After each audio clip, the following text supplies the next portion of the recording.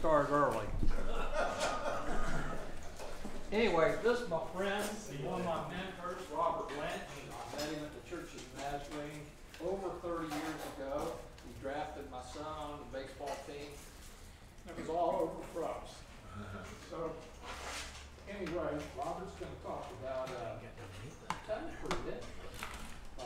Talk about the prayers and miracles. So bring it on. Okay.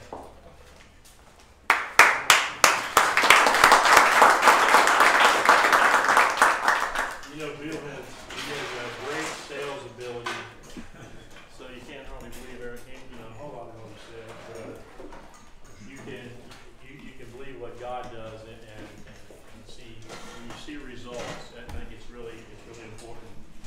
Today, the reason I labeled today's message was tell your story is because every one of us here have stories that hopefully were handed down to you from your grandparents, your parents, where things have happened. And I'm going to call some of these miracles. And I'm going to go over a few of those that have happened in my family. But I'm going to give you a little bit of more bio. And then, you know, Bill met me here, like he said, when I got his son on the baseball team. But before that, you know, I had joined the Air Force.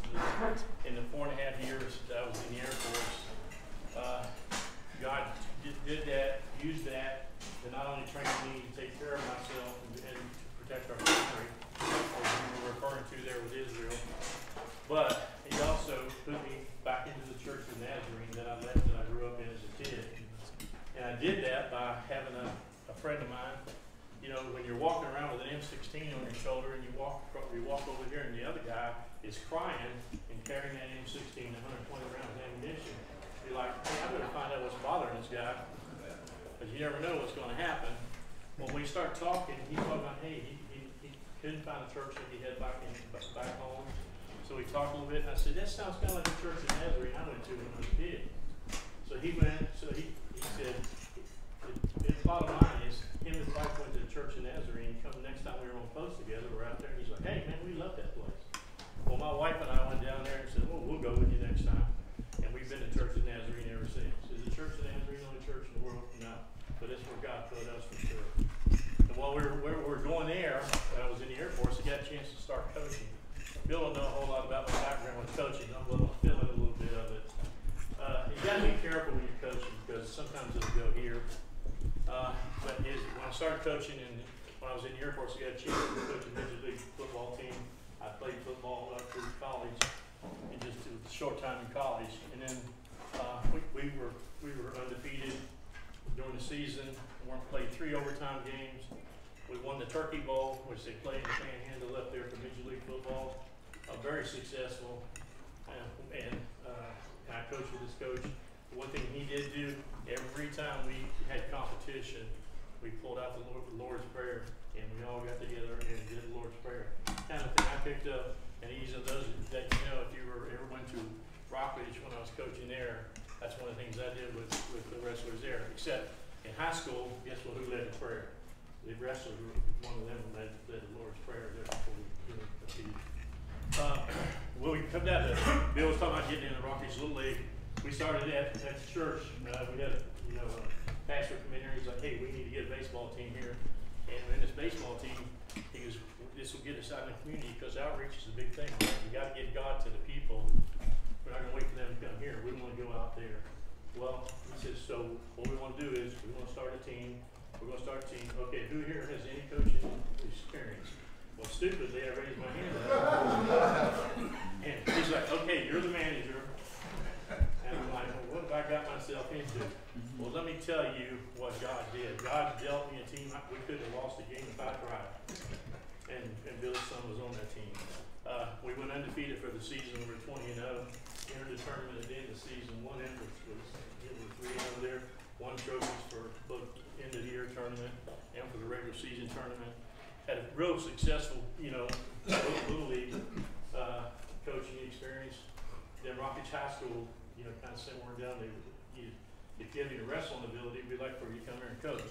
Well, that's why I wear my Rockledge High School shirt today, because there, got a chance to step into a program that was very, very little. I had 6 wrestlers. For those of you who know wrestling, there's 14 weight classes in high school. Well, yeah, it's kind of small. So we got through the first year. The second year, I'll just sum it up by saying we won the district championship. The third year, we won the regional championship.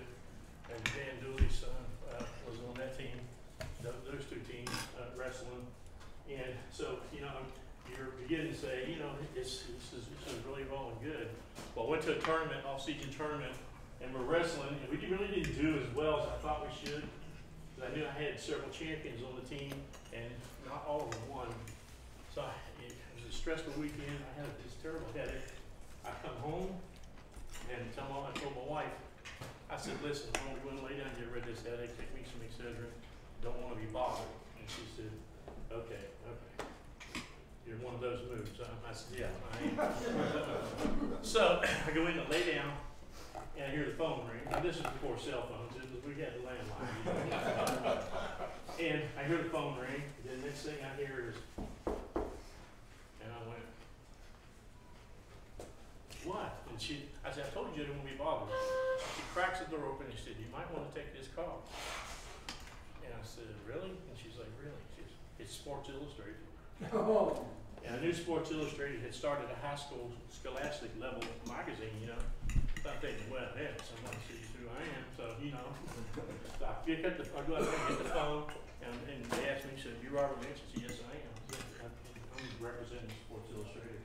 And your subscriptions are not ready to expire?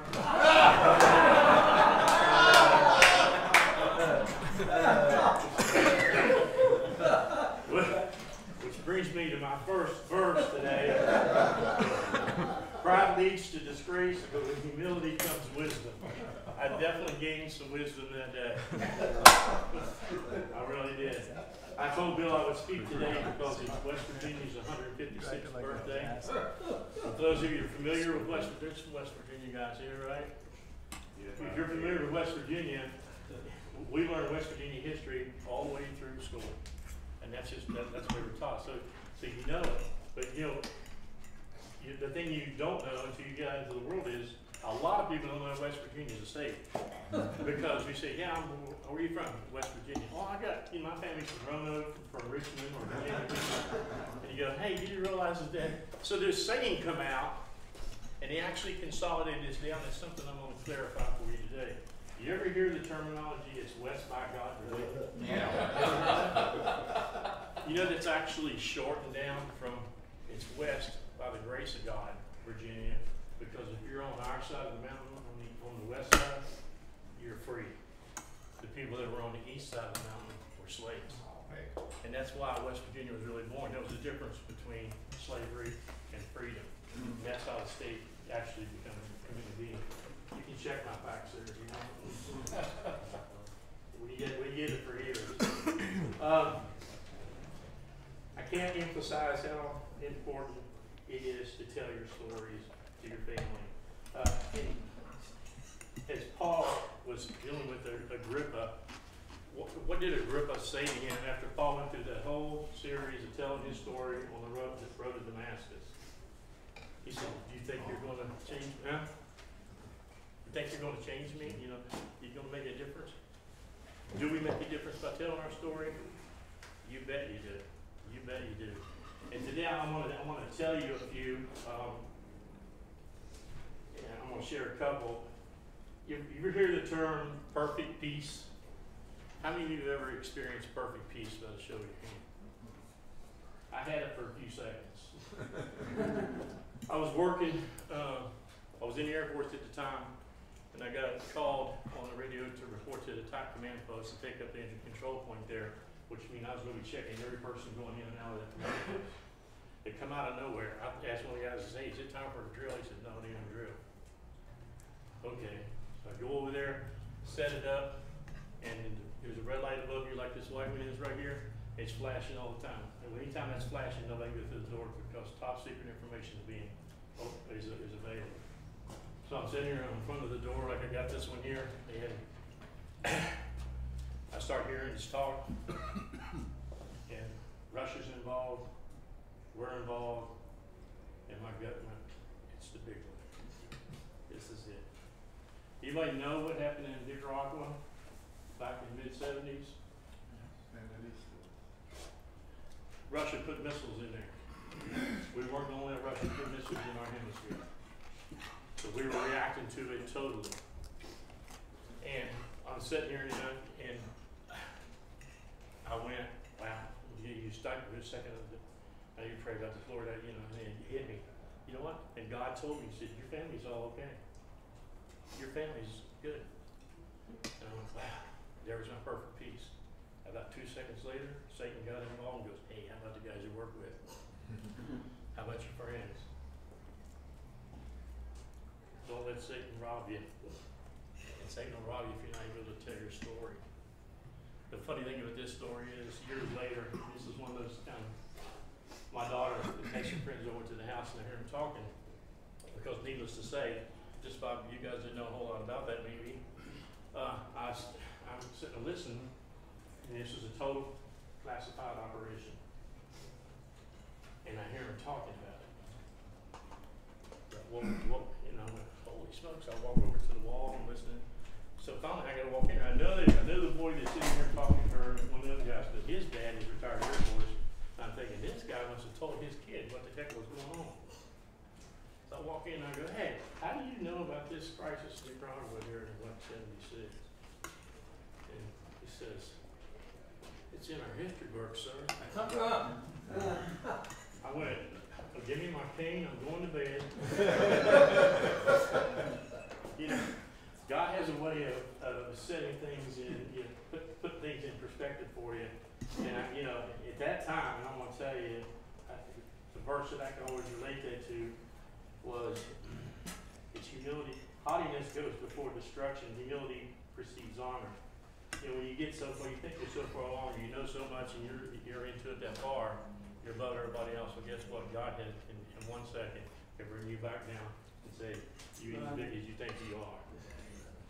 Yeah. So, I'm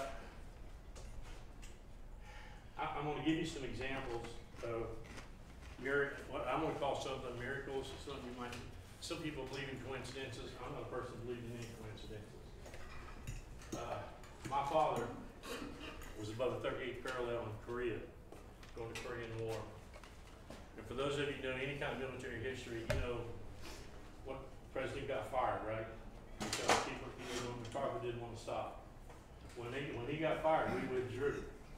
While they were withdrawing, they got shelled for day after day after day after day. Nothing but shells falling. My dad was one of those people that was in that.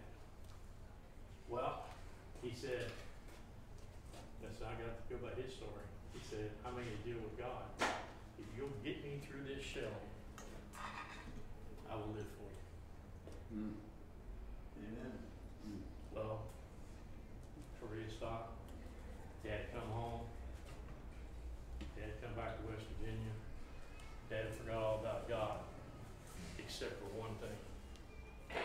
He brought back the Testament. That any guys that ever gone in the military, you get that Testament has New Testament, Proverbs, and Psalms in it. All the important books of the Bible, I guess. You have those with you in conflict.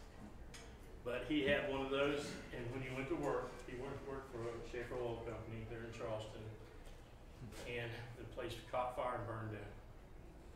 When he went over to the ashes, Dad's desk was here, and there was like the center of the drawer left. They moved the ashes, went to the center of the drawer. The only thing left in the center of the drawer was that Testament. And it just was singed around the edge, but it was perfectly fine. Wow. That's the miracle, the sign that God gave my dad. Hey, you made me a promise when you had this in your hand. How about trying to keep it? Right. And that's when Dad started living for God.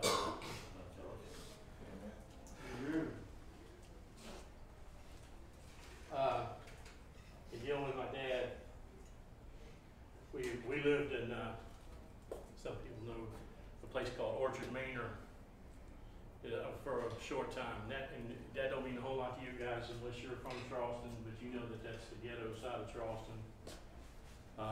Very low, with low income, because they only took a percentage of what you made. That's what your housing was.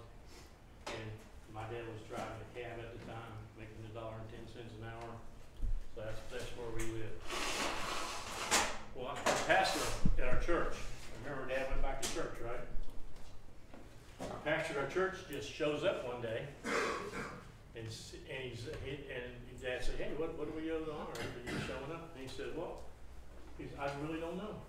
He said, I just come here because I thought I should." He said, "How's everything going?" Dad said, "Everything's going good. You know where we live here." And he said, "Yeah, okay." Wasn't a few minutes later, my uncle pulled up with the news that my grandfather had died while he was on vacation.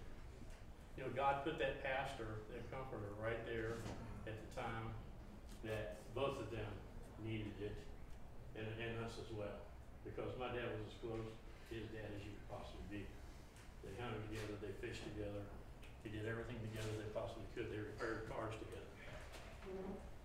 And he lost his best friend plus his father. But what did God do for him? Didn't leave him out there. You know, it was like the second time God had saved my dad. And then we're one thing, and, you know, and my Uncle Harry, the one that brought the message, he's a casualty of the Korean War up here. He do some crazy things. But we were at his house one day, and him and Dad they would fight occasionally. When they first got back from Korea, my dad knocked my uncle through the couch. That's the kind of relationship they had. When he came in and made a smart remark to him, and somebody grabbed his arm, my dad headbutted him and knocked him through the couch. So that's the kind of brotherly love they had. Well, we're there at the house, and he goes, "We got to go see Eric." And I go, "What do you mean?" I'm thinking, "Oh man, we're gonna go fight." You know. So he says, "We got to go see Eric." We drive out there, and you know, this is West Virginia. You know, 10 miles is 10 miles down here is just really quick, but 10 miles up there is a long way. Well, we get out there to Harry's place, and you no sooner pull up, and Dad says, "Look at that idiot. He had a car jacked up and had the back end of the gas tank of the car sitting on top of a 55-gallon barrel, and that's how it was what was holding him." He walked over there, snatched him out of the car, and I'm thinking, well, here we go. And Harry stands up, and he goes, "What are you doing?" He goes, "How stupid are you being under this car with no jack stands or anything in it?" And he says, "Well," he goes, "it's my life," and bam, the car dropped to the ground. Coincidence? No, there's God watching out. My grandmother on my mother's side has a couple of good stories. She was this religious person. You know, you ever have that grandmother, it's just that the one that you think is the most religious that you've ever run into? She slept with her Bible. She was the nurse in charge at the local hospital at night. So during the daytime, she'd be sleeping. Well, we had them old-fashioned doors. You just go there and peek and see Grandma. Grandma will be laying there, her Bible right there by her hand, sound asleep in the bed all the time. You didn't do anything on Sunday. If you were going to get, other than milk a cow or feed, you know, whatever you had to do. But one Sunday morning, she gets up, and she comes in there, and they had 9 kids. My mom has 8 brothers and sisters. Tells them all, "You get out to the field. I want you to pick everything that's right. Give me the berries. Go get some chickens. Go milk a few cows over there. I'll get everything." We're going down and pull the canned stuff out of the basement. They pulled up and loaded the truck all the way up. And my mom's like, "See, your mom's fine crack, you know, because this is Sunday." And they're like, "Hey, you know it. I know it's Sunday. Do what I told you." So they all get in the truck and they drive out there. And there was these families that lived at the end of their property, because my mom's family, they were dairy farmers. They had a decent, you know, we had a field here. All the way out there was this little old shack that these family lived in. When they got there, my mom said, "Well, no sooner when we pulled up, I got off the back of the truck, looked over there, and the mother was just getting off her knees on the front porch. And she started crying. So they walked over and said, "What's up?" And she said, "I was just praying because I have not one thing to feed my kids." And I'm like, "Are you serious?" Didn't have one thing in the house. So she prayed, and God provided. I call that a miracle. I don't know how you see it. And one other time, she took off and had great skills of being, so did my mother, being able to sew and stuff like that. How many of you know what a feed sack is? Okay, people say, oh, the only thing you can think of, if you don't know, is a burlap sack, right? When I say she made a dress out of a feed sack, trust me, feed sacks used to be very pretty material, and that's what a lot of people used. It does flowers and everything. She got it one Sunday morning, started making a dress out, pulled a feed sack, cut it, started making a dress out of it. And again, they thought she cracked up. But then there was actually a girl that was visiting that had said, I don't have anything but work clothes. And she said, well, if you want to go to church, bang. She made her a dress that Sunday morning before they went. Does God put people in your life for a reason? Does God put you through situations for a reason? You bet. Do you think it's as important to me to be able to hear some of these stories as they were handed down? I mean, one of them I experienced myself, and I got another one, and good thing Mark's here. We were it's a church, we were out having a great teen time, got all the teens out. We got them on a trailer out there in Viera that's for hauling hay and stuff, big old flatbed trailer, kind of heavy. You know, you put a lot of hay on. We're hauling with a tractor. And we got the teens, and the teens decide every time we stop, because they're riding on a hay ride, every time they stop, we're going to do a Chinese fire drill. You know what Chinese fire drill, everybody jumps off, they're all going round and round and round. Well, we had one kid named Andrew. Andrew he was a little, you know, he had a little learning disability and muscle disability. And so he was sitting beside me, and they jump off and stuff on, then the tractor starts up, and I see Andrew struggling to get on there, so I reach and get him, put him up on the tractor.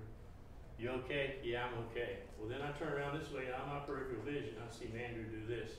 Then wagon did that. And I knew he had run over him with his wagon full of teens and all the hay bales that were on there. And I'm like, so I jumped off this wagon.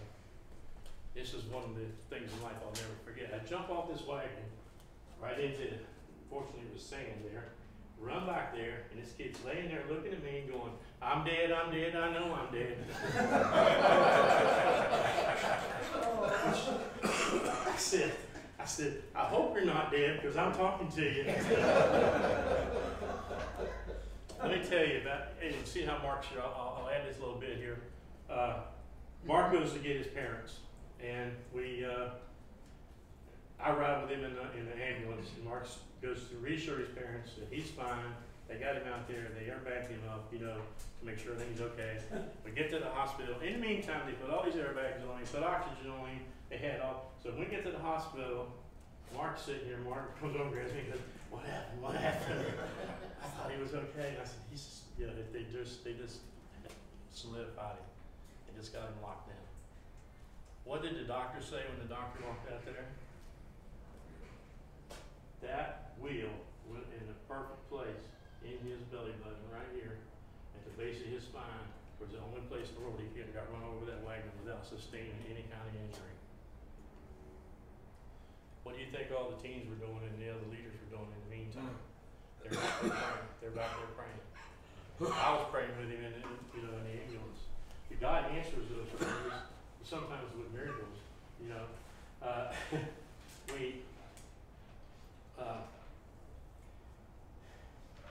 all I can say is that all these have been like a wow moment. I'll share one more with you, and hopefully I'm able to do it. Okay. So I was years ago. I was still supervising at Rockledge Post Office. We had a carrier run through the door, and he said, "Carry her down, carry her down." And I'm thinking, one of them went up there and sprained his ankle, stepping off the curb, you know, the dock or something. So you go out there and we got a carrier face down in the concrete. He just dropped like this as he was pushing his wagon out. So I pulled my phone out and I dialed 911. And today I can tell you it was still 6-2 at 8:20 a.m. when the 911 call comes up. Because if you ever dial 911, your whole phone turns red. You know, you really know what's going on. And I start talking to the lady, rolling over, and she sat there and she's trying to, you know, tell me what's what. And she said, "Is he breathing?" And I said, "Well, I think he had one breath." And then she said, "That ain't enough." Well, by the time I said, "Yeah, I know that," took my phone and handed it to the other The postmaster actually, I gave him my phone because Tony is his name, was laying, but this time we rolled him over. Another carrier that I'll give Cole credit. Cole's a 2-time Iraqi combat veteran. He had rolled him up, started pumping his chest. I went mouth to mouth with him. There was a lot of blood there because he fell face first. A lot of people wouldn't have went mouth to mouth with a bloody situation like that. But I had just been talking to Tony 20 minutes earlier because you know what? He was a brother in Christ. He still is.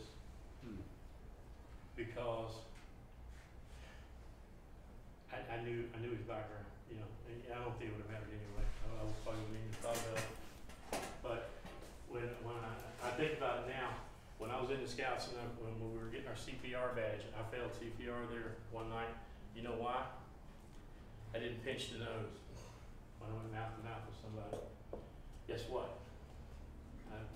There was a girl holding his head, and when I was going mouth to mouth, the first breath I hit him with sprayed me with blood and everything on the side of my face. And later on, then I yelled at her, I said, Danielle, pinch the nose. So she pinched the nose, and we got some air in him. He's pumping the chest, and he laid in ICU up here because they took his body temperature way down. Tony and I, my wife and I, were up there when they told the family he probably wouldn't make it on Wednesday.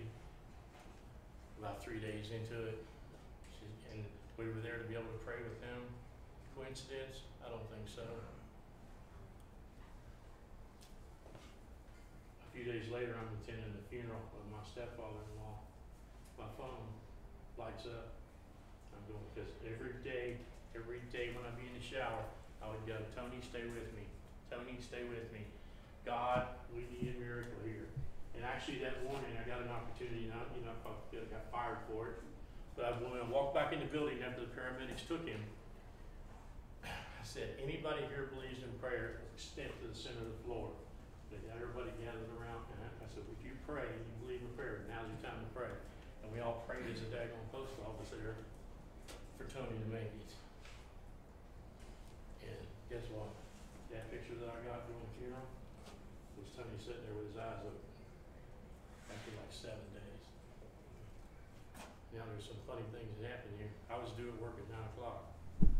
I come in early, like at 8:15, to be able to catch up on some stuff. I shouldn't even have been there. God puts you in some weird places. And was it all without problem? No. Still, today, if I get blood in my mouth, I have a little flashback there because it took a long. Here's how. Now, you think you're smart, but then you sit there and go, "This was really simple." I had a plate in my mouth, right? Well, I got the blood in my mouth. Kept rinsing my mouth, couldn't get the taste out. I'd go home that night, take my plate out. I go, oh, no wonder I had blood in my mouth. That's how simple is that? Yeah. Now, does God always do everything without any consequence? No. The last thing I'll say is this. When you share your stories, and we share this one with especially with my kids, because my son, when I was out doing collection, he swallowed a dime. Let's put it that way. My wife calls me and says, "Hey, Robbie swallowed a dime." And I said, "How do you know?" And she says, "Well, I laid out the money." And I go, "What's the matter?" He goes, "Everyone swallowed the money." So we ended up going to Woolstaff, going up there. And the funny thing is, we get through the whole procedure. God puts somebody there to pray with us. One of our pastors, we're in between pastors. God provides a couple there to pray. Everything turns out good except for, hey, I just switched to the post office, and it's a $275 bill that portions we owe. That's all. Fine, dandy.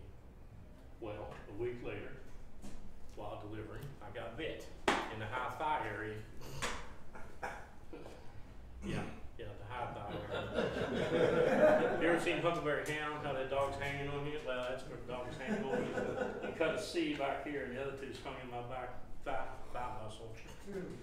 And the insurance company for the homeowner calls and says, "We want to talk to you." I go down there, and they say, "We want to pay for your pain and suffering." And I go, "Well, I don't know, And he says, we'll want to give you $250. And I said, okay. They said, we want to buy your shorts. They're over $25 at the time, so we're going to write you a check for $275. What do you think the bill was from Woodstock Hospital? $275. God paid it with a little bit of pain and suffering. But see, when you tell these stories about, God provided for us when we didn't have any extra money. And how important is it for you to tell these stories and hand these things down? Every one of those that I've mentioned, and I've got several more, are important to me. But I'm going to read Psalm 71 to you. Psalm 71, 15 through 18. I will tell everyone about your righteousness all day long. I will proclaim your saving power, though I am not skilled with words. That's me. I will praise your mighty deeds, O sovereign Lord. I will tell everyone that you alone were just. Oh God, you have taught me from my earliest childhood, and I constantly tell others about the wonderful things you do. Now that I am old and gray, that's me, do not abandon me, oh God. Let me proclaim your power to this new generation. Your mighty miracles to all who come after me. Amen.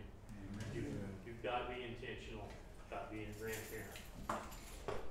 And as you look at that, you think about, there's a book, I'm going to show you, maybe, this book.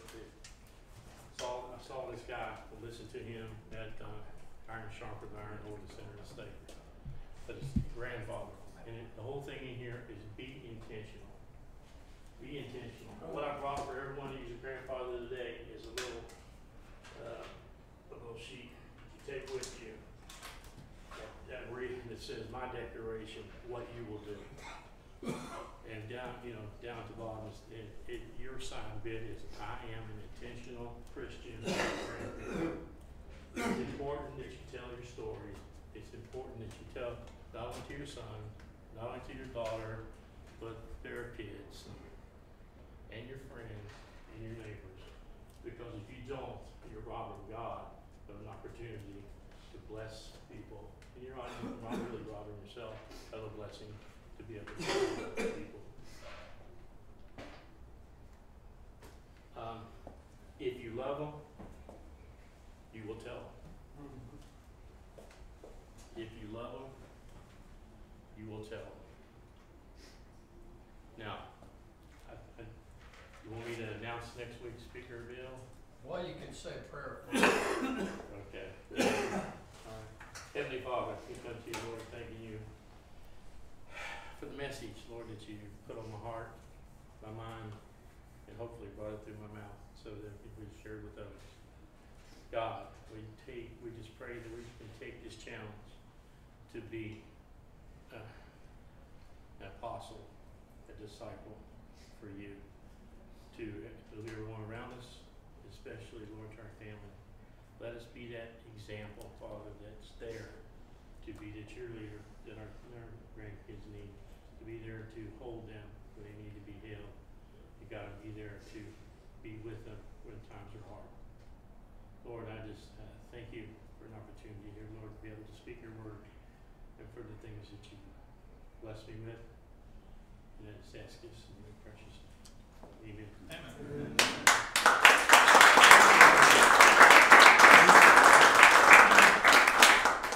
Thank you. I think next week speaker is Dean Spitzer. He's a Messianic Jew, author, speaker for the Jewish community, the Jewish Christianity. And one thing I want to say, how many of you are familiar with Global Summit? You know what the Global Summit is? If you don't, I've got some brochures up here. Global Summit is leadership training. Now, is everybody here a leader? Yes. I'll give you the answer. Is everyone here a leader? Yes. Okay. If you're going to be an example, you got to be a leader, right? This is leadership training. It is excellent. I've been to it, I think, about every year that we've had an opportunity to have it here. I can't tell you enough. The speakers there are excellent. what they say is excellent, the resources are excellent. We have it, we host it at our church, and I'm just using this as an opportunity to say, hey, it's there for you, at Crossbridge here on Barnes. And check into it. If you want a brochure on it, I have some here. If you're a grandparent, make sure you get one of these. I'm gonna call it a bookmark. I'm gonna call it a Bible mark. So you can put it in your Bible as a constant reminder, I need to be intentional about representing God. Thank you. Thank you. Thanks, Robert. Y'all don't forget Sonny's, cause they're mighty good to us. See you next week.